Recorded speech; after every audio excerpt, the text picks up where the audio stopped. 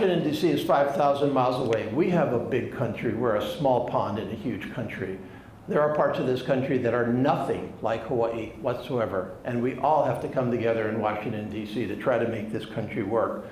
And for me, since I'm away so much, it's really critical to have evenings like this. It's really critical to stay in touch, to listen to what's on your mind. These talk stories are one way I go about doing that. I've done 53 of those.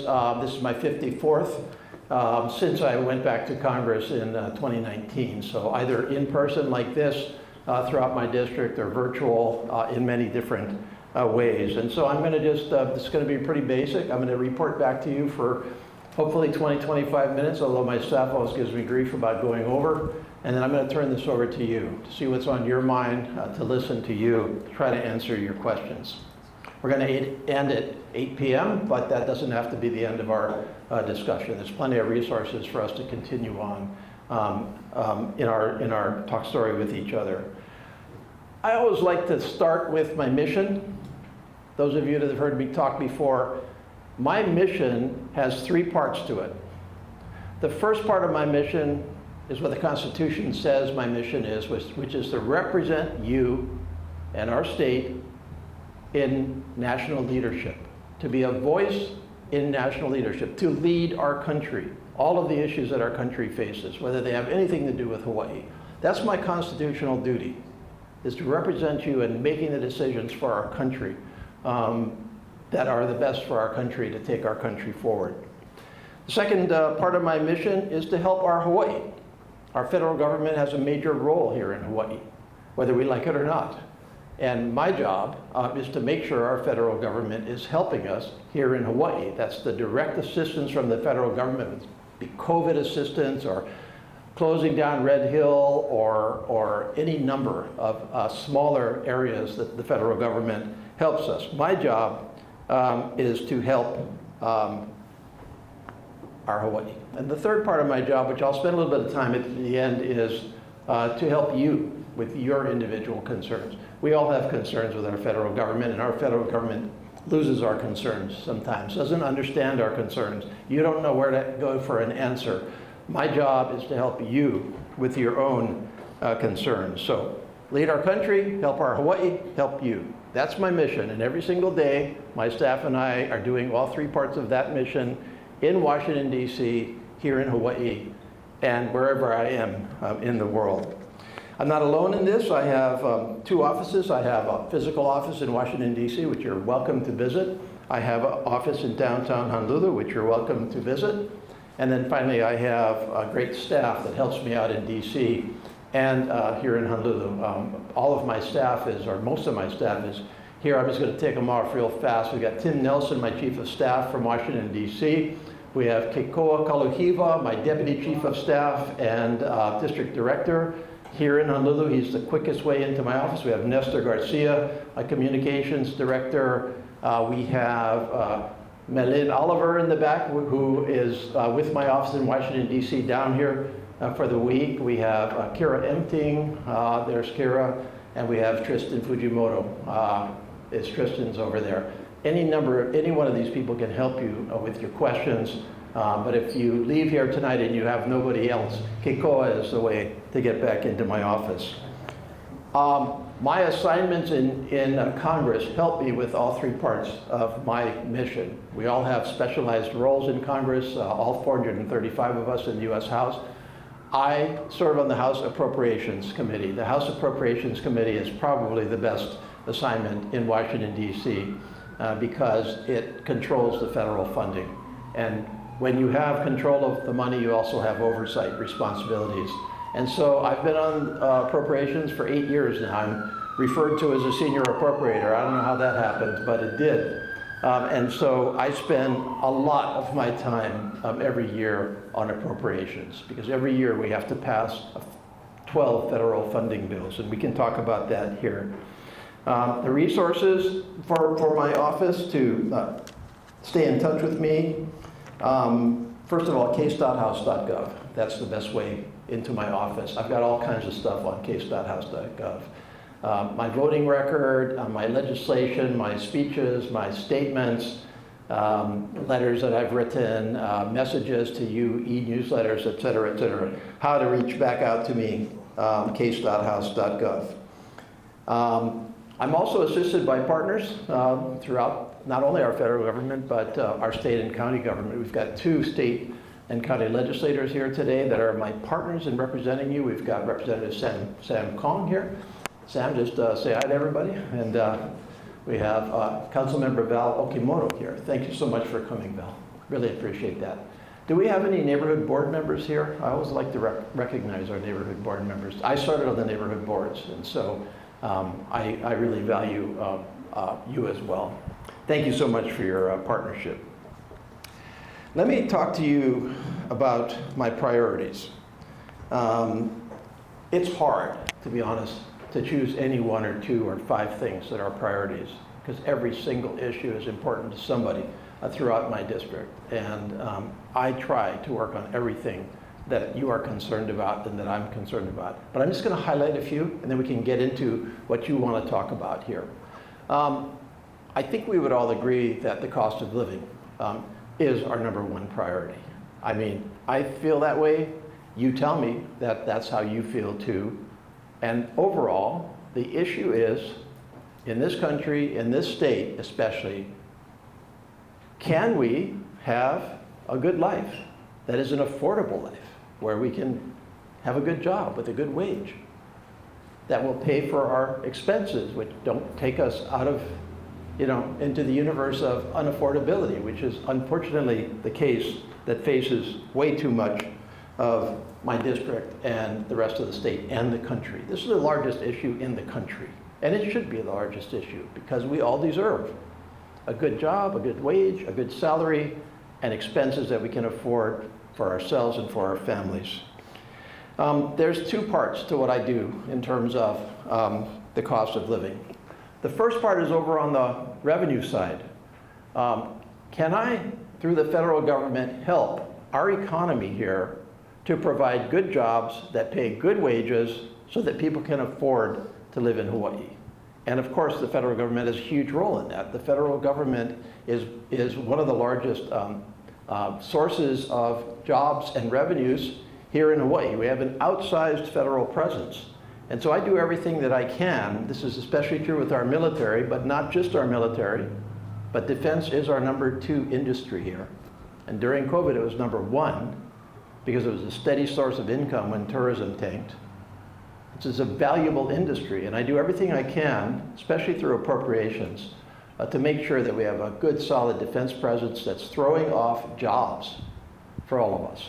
We just had a report that came out that showed that defense was somewhere in the range of close to 20% of our total economy, 20% of our total jobs.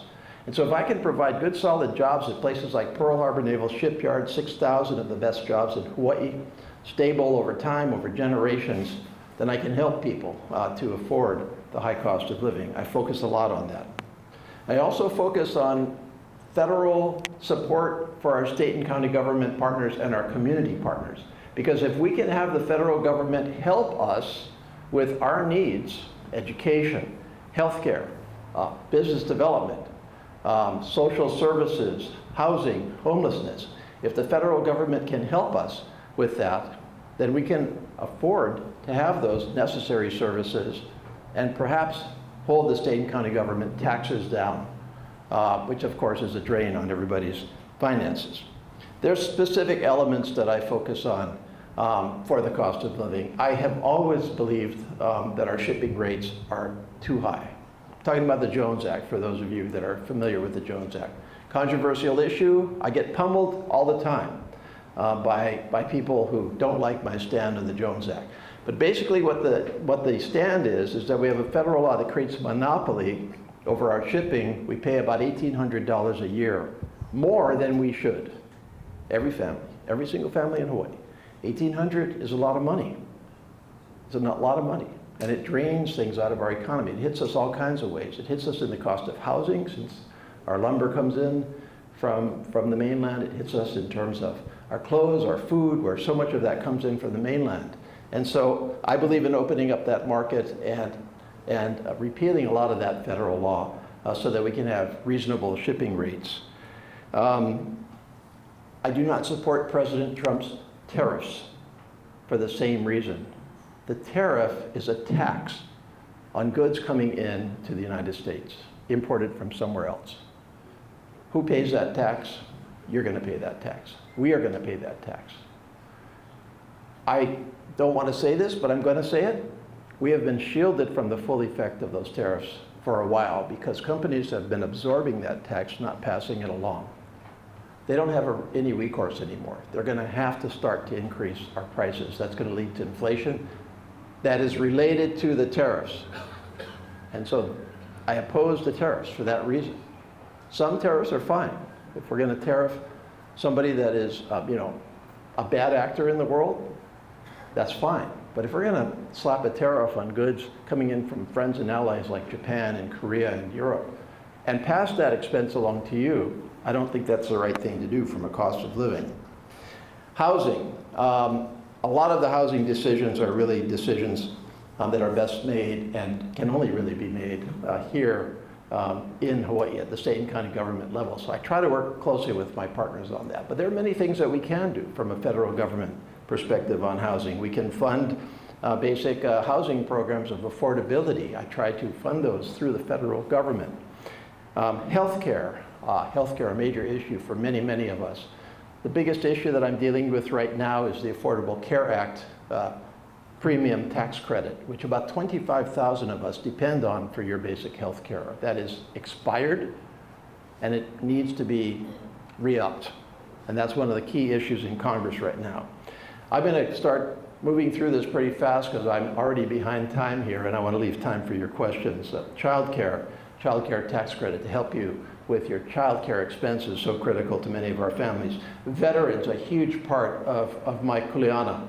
We have about 113,000 veterans here in Hawaii, much higher than the average throughout the rest of our country. Close to 9 or 10% of us are veterans. And they have benefits, and they deserve those benefits. And that is a cost of living issue if they're not getting them. Crime, a major issue that many of us are concerned about. I try to help our local law enforcement partners with federal programs that will help them with their equipment, with their training, with their presence in the communities. Education.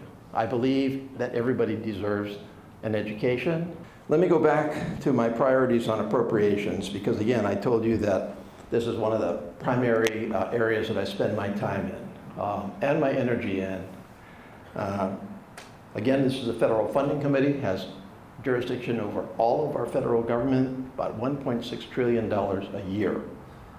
Every year, 12 bills, 1.6 trillion, give or take. That's a lot of money. And my job is to make sure that money is allocated correctly, that it's overseen, which means that we have to take a look at, well, what is your department doing with this money? And is that the right thing to do?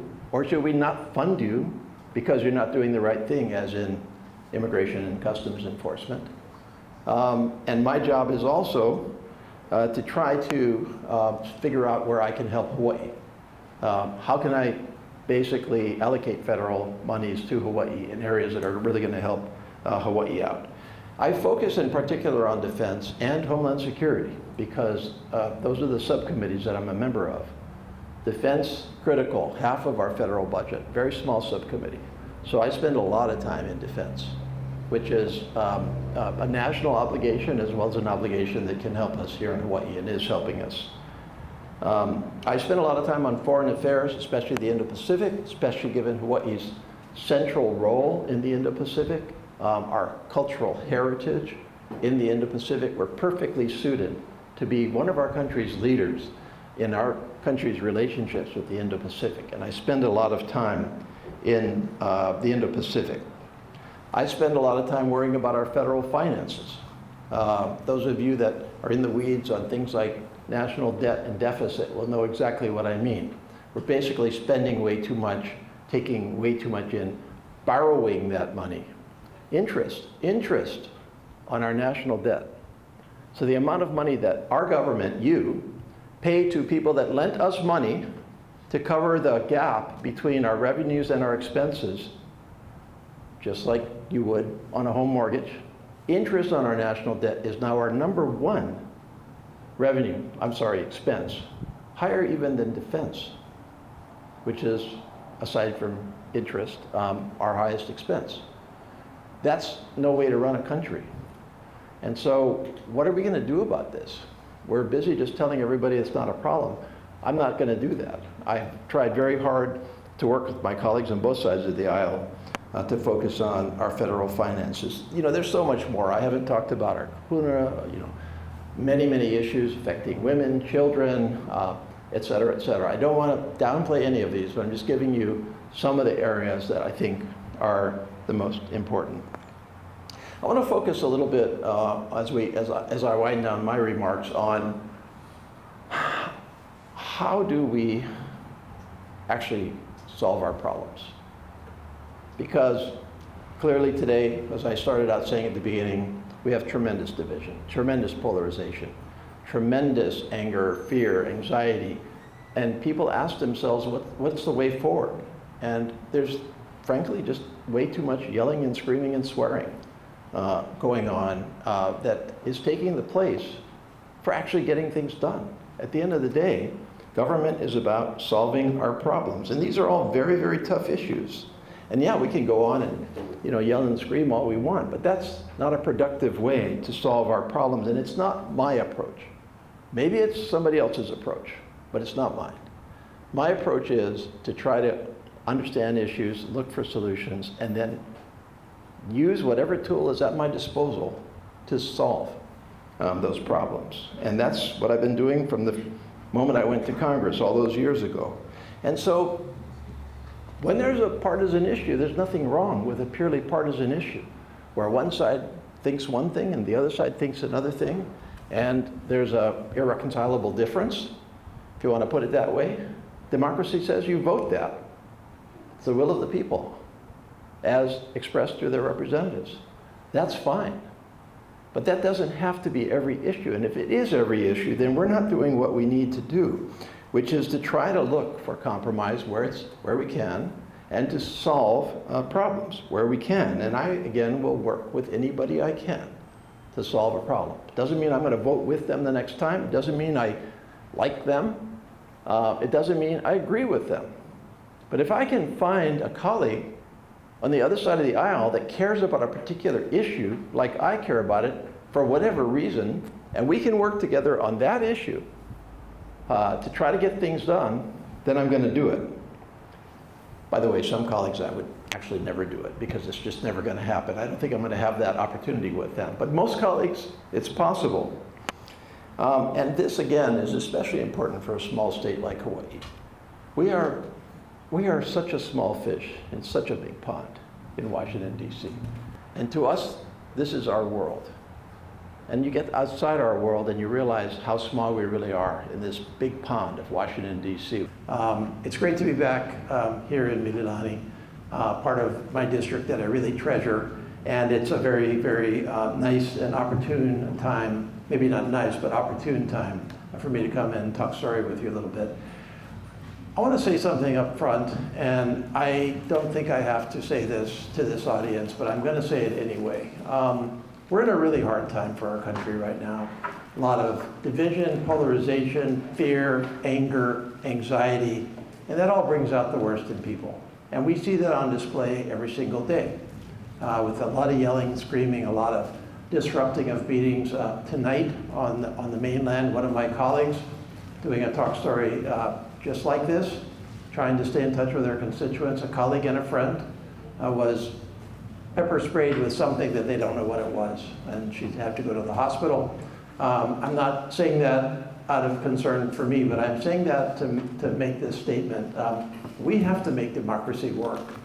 And the only way we're going to make democracy work is to have civil conversations with each other in a time when we're all deeply divided and polarized. And so, again, with apologies, I'm just going to say it. Let's have a respectful conversation tonight. We're going to disagree on stuff, and you're going to disagree with the person next to you on stuff.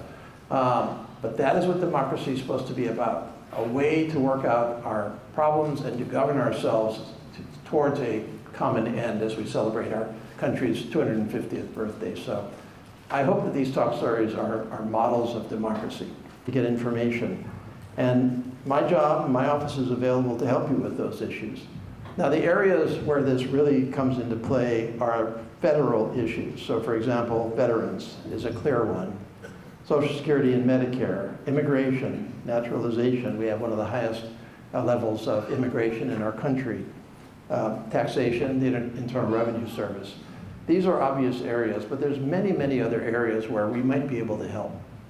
If you have a problem, you can't get an answer, call us. We can probably at least figure out where to send you. I will, if it's not my issue, then I will send you to Lauren or Val, City Council, State Legislature, whoever my partners are. We'll try to get you to the right place, Mayor's office, the Governor's office. But for the ones that are federal, we will intercede for you in the federal government and try to get you an answer.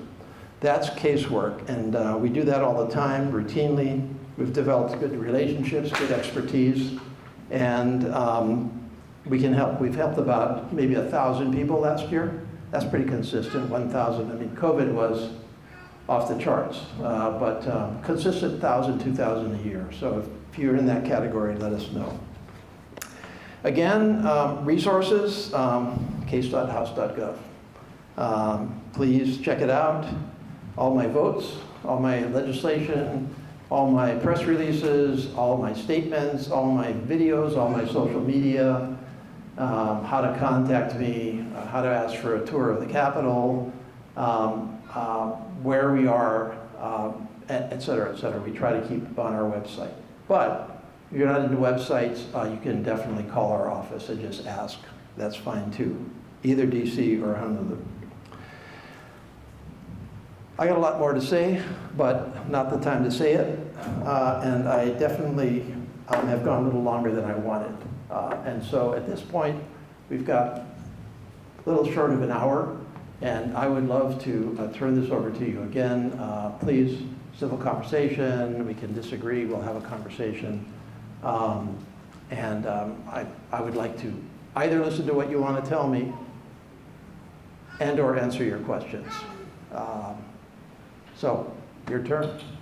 I'm married, I went through a name change. It's more documentation that I would now have to bring, and I think that creates a barrier to access what we want people to do, which is to come out and vote. And so I'd like to understand from you why you took that stance, which voted against the Democrat Party.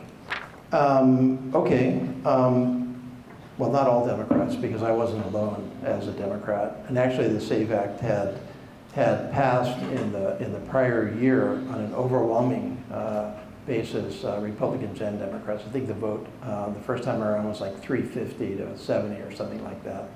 Nonetheless, aside from all of that, first of all, I brought a letter that explains in detail my vote on the SAVE Act, and I would ask you to take it and read it.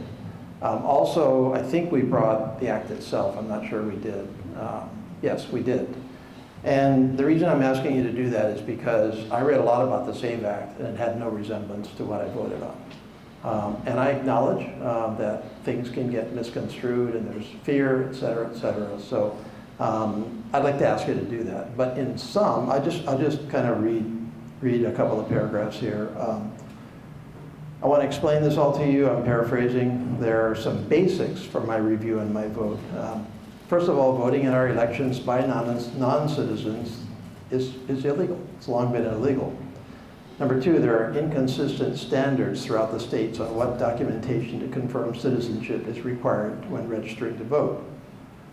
There is significant concern that non-citizens are in fact influencing our elections and or could if they were not checked, which undermines public confidence in our election results. We should have some reasonable national standards for demonstrating citizenship. And I think this is important to your point, we cannot set up standards which citizens cannot meet and cannot allow us as standards to foster voter suppression. So those are the basics. Now what the SAVE Act actually says is that there would be federal standards for federal elections. Now, obviously, it indirectly affects state elections, so I'm not going to stand on ceremony on that. We're trying to get at federal elections. And what it basically says, first of all, it says if you If you're already registered to vote, this doesn't affect you at all. You're already good to go. So we're talking prospectively only. And what it says is that there are certain documentations that are acceptable to demonstrate that you are in fact a citizen. It can be a passport, and yes, I understand that half the people in our country don't have passports, so that's a problem. It can be a real ID, which is already a requirement in our country. It can be some other documentary proof of citizenship, birth certificate, et cetera. Acknowledged that in the case of a name change, you've got to go through an extra step. Or, at the end of the day, a state can say, all you need to do is attest to citizenship in order to register to vote. So from my perspective on the SAVE Act, I started from the premise that, that there is a risk to the integrity of our elections today or going forward, especially in a time when not only domestic, groups and foreign groups are trying to influence our elections, and so that we needed to demonstrate the integrity of our elections, and that there should be some reasonable demonstration of a link from citizenship to voting, and that we should have that be as minimally intrusive a link as possible. And was that a proper balancing of interests under the circumstances? And I felt the SAVE Act did that. So that's why I voted. Now, I understand the concerns on voter suppression. My record actually on voters' rights is pretty much impeccable. I get rated 97, 98, 100% across the board by many of the voting rights groups. So I'm on all the bills that support voting rights. So I ain't going to give away to anybody my support of voting rights. But I felt that this was an appropriate concern and an appropriate solution. So that's why I voted for it. Now, it's not law. It hasn't passed the Senate. It's so nice of you all to come out on a Wednesday night in the middle of a work week to spend a little bit of time on something very important, which is our government and our democracy. I really appreciate the time that you're putting into it tonight. For me, it's great to be back in Waipahu. I think, as you all know, this is one of 6 talk stories I'm doing across my district all this week during a week that I'm home here from Washington, D.C. And so I really do appreciate your joining me, and I look forward to a really good conversation. I don't have to say this because I suspect it's going to be just fine, but I have been saying it at the beginning of every one of my talk stories, and that is this, that we're obviously in a very tough time for our country right now. A lot of polarization, a lot of division, a lot of anger, a lot of anxiety, a lot of fear. I think what we can all try to do is to model the kind of behavior that we want out of our government and our own interactions. For me, this is democracy right here. This is me reporting back to you as your representative. This is me listening to you. This is me absorbing your thoughts. This is us discussing where we agree or don't agree, and this is me taking it back to Washington. And what I expect here tonight is that we're all going to have a cordial conversation. Not that we're not going to disagree, but that we're going to be able to actually talk with each other, because that's what I want, and I hope that's what you want as well. Again, I'm not worried about it given this, but every once in a while I get a talk story that people are very, very angry and disruptive, and I don't want that, and I hope you don't want it either. So again, I'm Representative Ed Case. I represent you all here in the 1st Congressional District. So you recall that besides our 2 senators, Senator Schatz and Senator Hirono, Hawaii has 2 congressional representatives. I represent the 1st Congressional, which is the city of Honolulu, really, all the way from Makapu'u Point to Kapolei to the very boundary of Waipahu. I don't have Waipahu, but I have right up to the boundary. So I have Mililani, Mauka. So that kind of triangle is my district, and that's 720,000 people that I am directly responsible for representing in the United States House of Representatives. Hawaii is a very small state, and so I consider that I also represent the other half of Hawaii, since it's pretty hard to divide up issues. And I work very well with Representative Tukuda, my my current partner in Congress who represents the 2nd Congressional District. I previously represented Hawaii in the 2nd, so I have 5 years, not 5 years, but 4 years plus in the 2nd Congressional 02 to 07. And then I got out for 12 years and for some strange reason went back in 2019. Don't ask me why I did that. Sometimes I wonder. But so I've been in office now for 12 years in Congress, in the upper levels of seniority at this point, and have served, well, 12 years. So that's a little bit of my background in Congress. Ultimately, the decision is a political decision, and as you already pointed out, 2026 is upon us. And actually, one of the biggest issues for this country right now is what's going to happen in the midterm elections for Congress, because those are going to be a referendum on President Trump. The midterm elections are a referendum on the sitting president, regardless of who the president is. And so the American people do have an opportunity, not directly, but to weigh in on how they feel about that. This is a major part of our economy, major part of our life, really, a major part of our we're working on 4 generations of families now that have worked at the shipyards. There's 3 generations at the same time at the shipyard right now. I very strongly support the shipyard. So, when the, sorry, let me back up. When the federal government shuts down, it's because the appropriations, because we have not funded the federal government. And that's what happened back in December, January. And it was shut for 43 days, was it? 43 days. And because there was no funding, federal workers were not getting paid. Some of the federal workers were furloughed, so they went home and they weren't getting paid. And some of the federal workers were required to continue to work because they're essential. And almost all of the shipyard workers were in the essential category because they're repairing, they're repairing our nuclear submarines. Right. They all did get paid, first of all. Yeah, they back pay them now. They got back pay. Yes, they did. So now I'm not justifying it. I never thought we should shut down. I never wanted to shut down. It should never have been that long. It was unfair to the federal workers. We have about 25,000 federal workers here in Hawaii. And I hear your anger, and I share it. I've never felt this kind of anger or rage. I can't even explain it. I don't like how I mean, feel. one of my goals is to get my Republican colleagues to actually stand up to him. Why don't they? They are starting to. They are starting to. I see a few, and they will say. We don't need that many. Yeah, but when the vote comes. I know, but they are starting to vote against him. They are voting against him. Pressure, and somehow it disappears. Well, I mean, don't get me wrong. Most of them are very afraid, or they agree with what he's doing, or they don't want to be alone out there.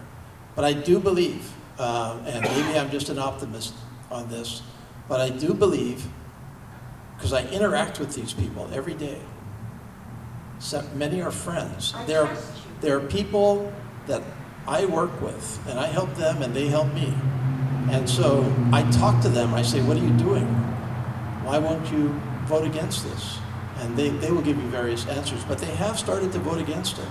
Trump has lost votes in the U.S. House. I know. And I know that's not enough. But it's where it really should start. There has to be an effective check and balance in Congress against Trump. And my colleagues in Congress have to do it either because they think it's the right thing to do, and they can't take it anymore themselves, and they've stood up in front of people at town halls like me, and or because they fear getting defeated in November.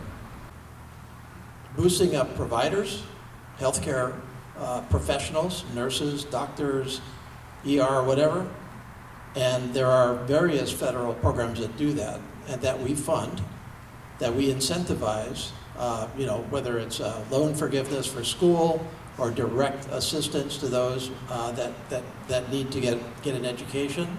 So those are a couple, all of those programs are in place, by the way. A fair number of them are being attacked by this administration, are being reduced. So they're not givens. You have to actually support them and fund them over time. So that's one very clear area where the federal government is involved.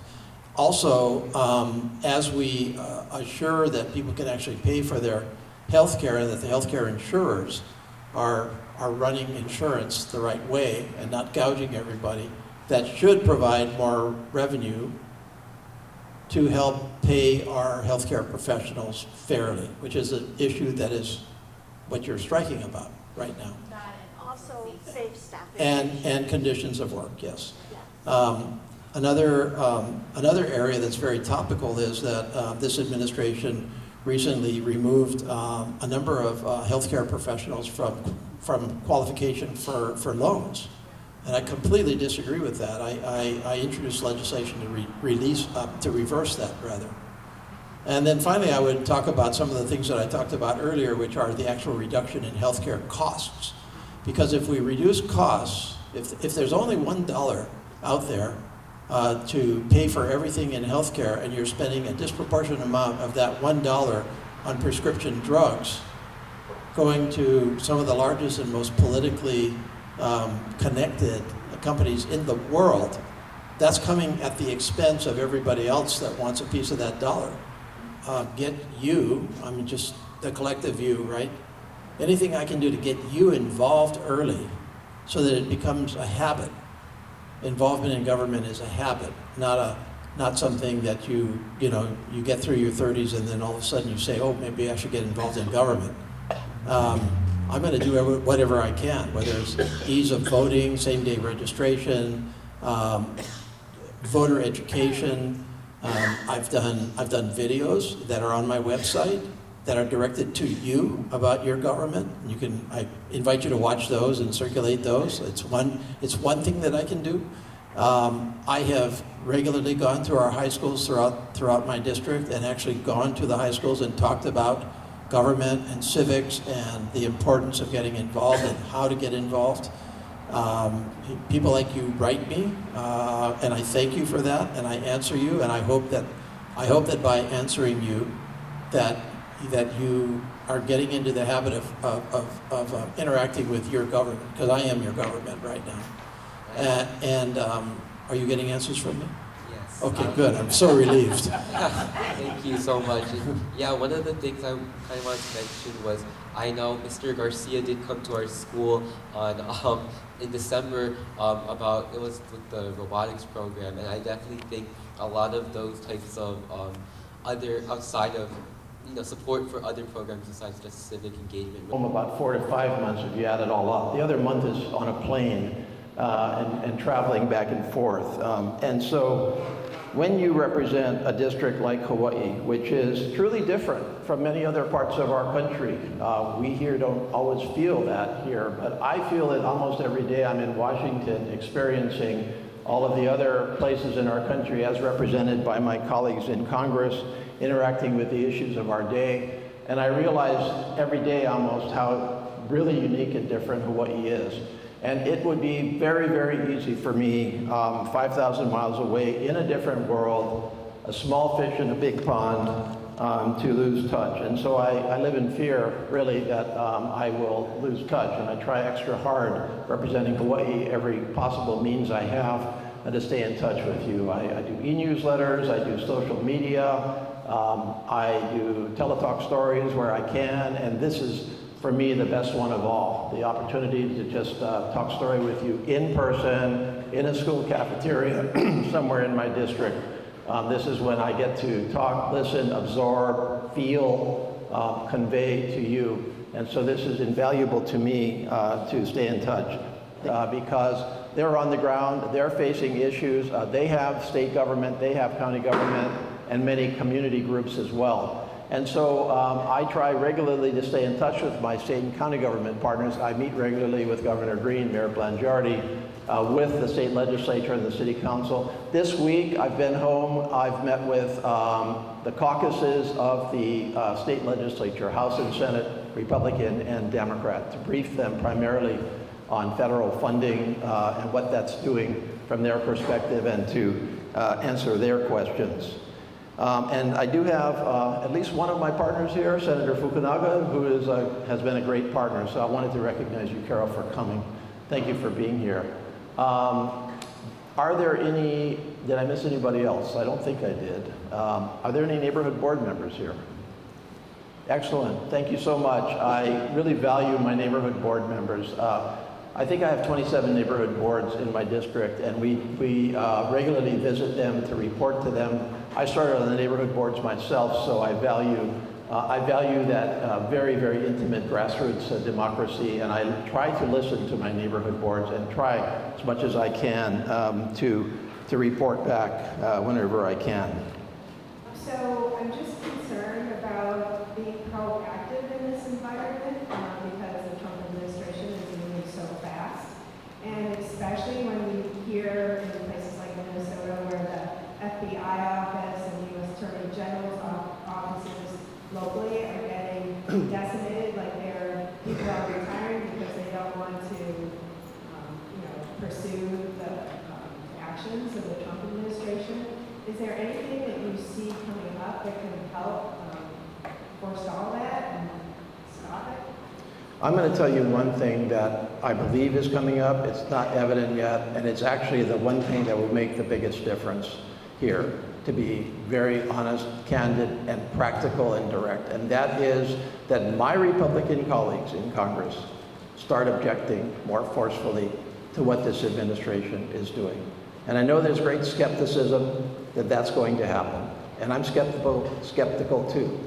But at this point, with a president that is doing whatever the president wants to do, that doesn't feel that he has any real check and balance on him other than the federal courts, which are slow sometimes, the only real check on him is that the Republicans in Congress say that they cannot support this. And this is starting to happen, and the dam may break.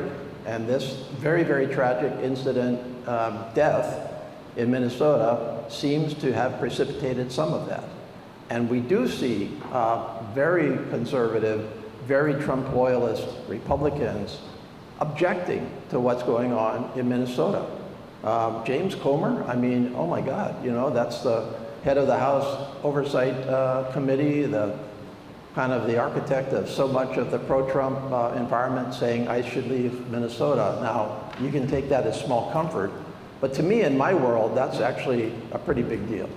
And so I encourage that every chance I get. I mean, these, not Comer, but other Republicans are my friends. I work with them. They're people that I work with where I can. We vote against each other. We try to find ways to work. I talk to them very quietly behind the scenes. Why are you supporting this?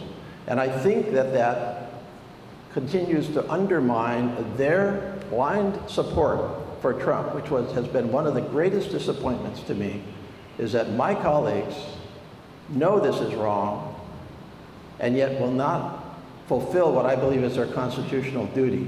No, until we get to that situation. I will say thus far, this administration has been very careful to have a plausible excuse or a plausible explanation as to why they are not violating court orders.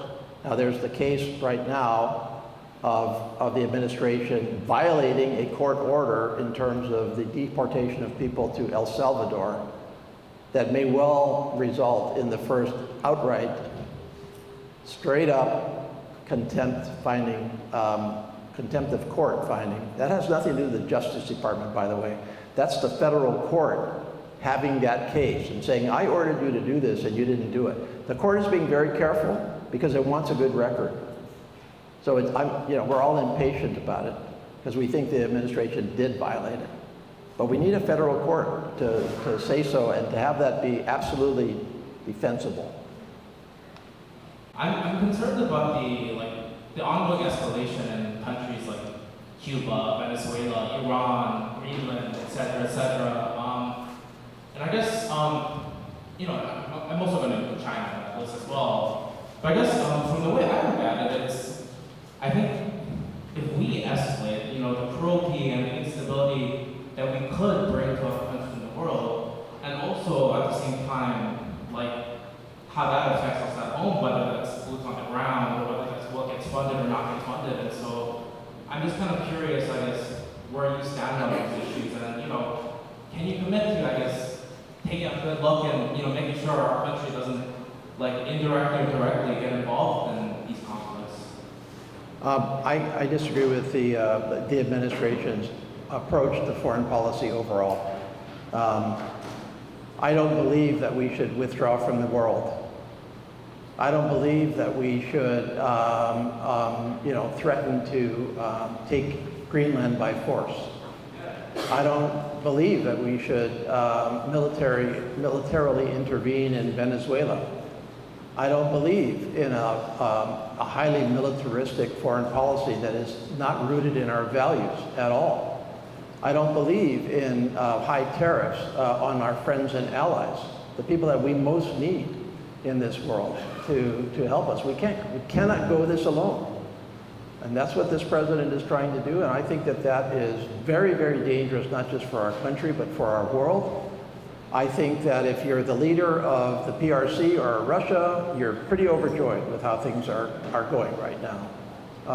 You're looking at the United States melt down in front of your eyes, and you're saying, wow, this is my opportunity. I get to sit here and say to my people and everybody else, look, what I was telling you all along is true. Democracy really doesn't work at the end of the day. It's a failed approach to governance.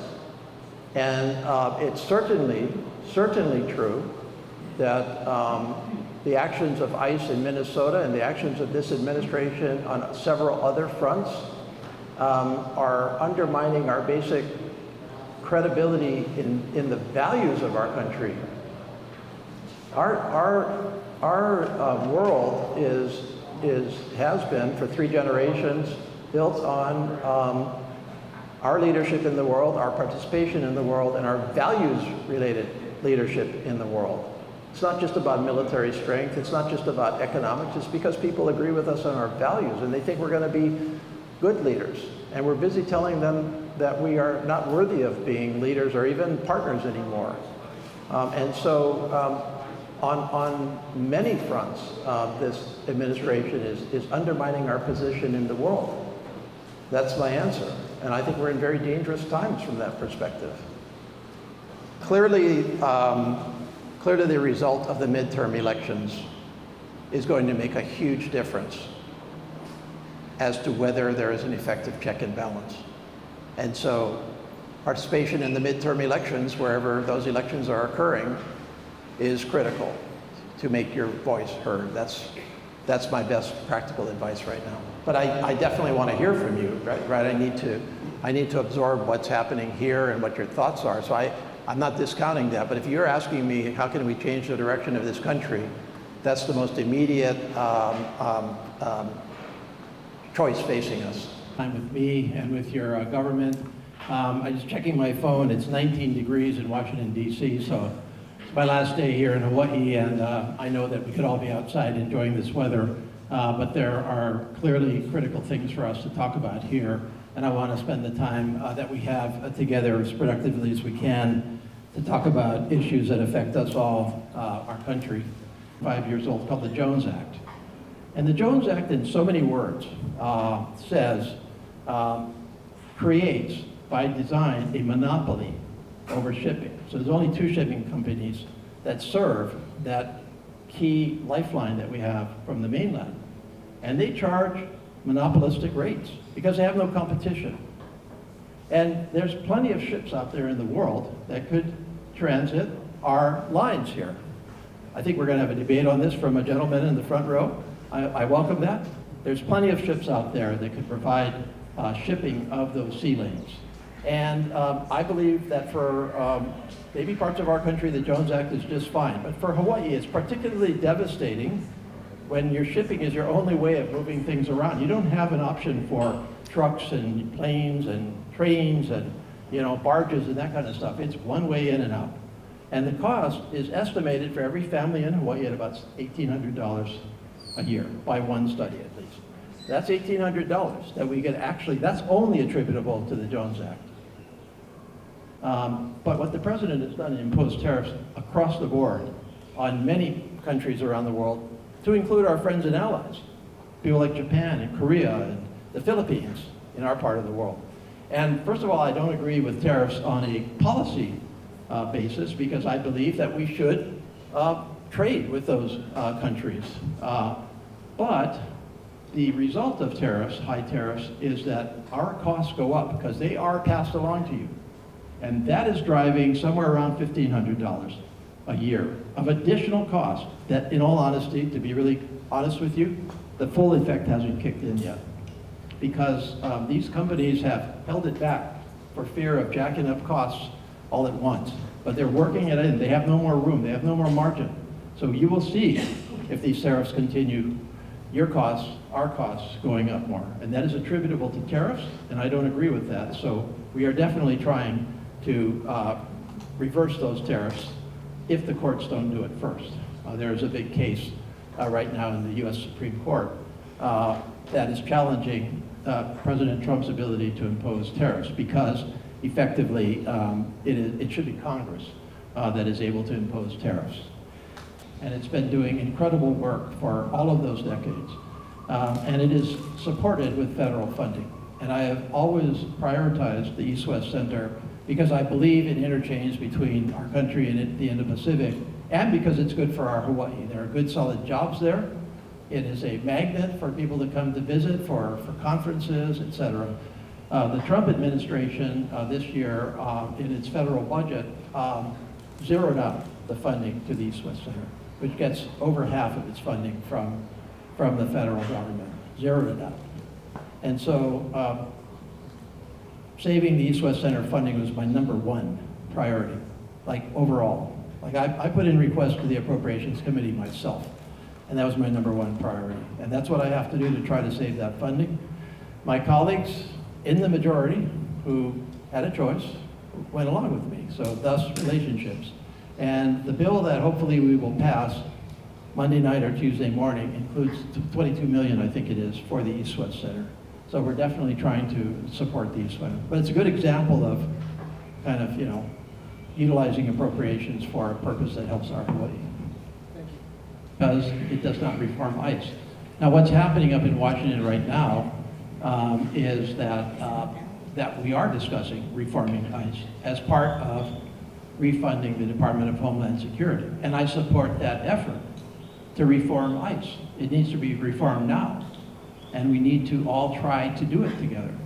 And so I completely support that effort. And there's a number of very specific reforms that the Democratic leaders of the House and Senate have put on the table as reforms that are necessary for Democrats to consider supporting the Department of Homeland Security bill. And there's things that we've all talked about in communities, for example, no masks, body cams, no warrantless searches of homes. So all of that, together with a broader attitude of accountability and transparency, are all necessary for ICE. Now you asked me on eliminating ICE. ICE, the Immigration and Customs Enforcement, which is what it's called, is our only real federal body that enforces our immigration laws and our customs laws, for that matter. And I believe we need some form of enforcement of our immigration and customs laws. I don't really care whether you call it ICE or something else. But if somebody is saying we don't need that at all, then I respectfully disagree. But does it have to be, does it need to be a deliberate, humane, fair, just enforcement as opposed to, a militia? Absolutely. That's what it needs to be. You also talked about abolishing the Department of Homeland Security, which, as you pointed out, arose in a post-9/11 world where we reorganized the federal government around terrorist attacks. And we brought all of these programs into the Department of Homeland Security. So that department has a lot of things that I support, and I think you would support. For example, the U.S. Coast Guard is in the Department of Homeland Security. The Federal Emergency Management Agency, or FEMA, which just saved our Okules over on Maui, is in the Department of Homeland Security. Homeland Security Investigations, which which is the principal agency that fights child and women trafficking around the world internationally, is in Homeland Security. So no, I don't support abolishing it altogether. The target that I'm after is ICE itself right now. And to your comment on tourism, it's absolutely a consequence of the collective actions of this administration, from tariffs to threatening to, conquer Canada, to Greenland, to disrespecting friends and allies around the world, to what ICE is doing. Yeah, sure. If you were a foreign tourist, why would you want to reward that by coming to this country, and you go somewhere else? And that's what's happening right now. So maybe the market will tell these people something about what the actual, more broad consequences of these kinds of actions are. What can we do about it? Everybody thinks that somehow we can't do anything about it. We can do plenty about it. And so same with the economy. It's the same with the economy. That's our choice. That's our choice in terms of how we structure our basic stuff that, I've been in the business world for almost 30 years myself. I know how it works. I've been in it. You've got to keep the taxes at a reasonable level, fairly distributed. You have to keep regulations reasonable, fairly distributed. You have to protect industries that you're natural at and make sure that they thrive. You have to build in diversity. You have to build new industries. You have to look for new opportunities. You have to take care of your education system, so you're working people into your workforce. You have to take care of workforce training, and that takes care of an economy. You have to do a lot of things, but you don't have to turn yourself over to destiny. So is it tough? Yeah, it's tough right now. All of the issues that you talked about are challenges. The challenges of an aging population here, where we're not having enough replacement coming in. The challenge of losing too many of our next generation to go somewhere else for their opportunities, and so they're not coming in to take over. You mentioned the challenge of somebody back there, mentioned the challenges of our country and our country is portrayed in the world and how we welcome people or don't welcome people. These are all challenges. There's nothing that we can't do anything about. And as to your comments on tourism and the military, tourism is one of our natural strengths. And yeah, I don't always like the way tourism is going, but it's still been a very consistent driver of our modern day economy, and it should continue to be if we don't mess it up. Defense, why wouldn't, unless you just oppose the presence of the military in Hawaii categorically, which some people do, and I'm not a supporter of that, for two reasons. First of all, it's our obligation to our country. Second, it is critical to our national security.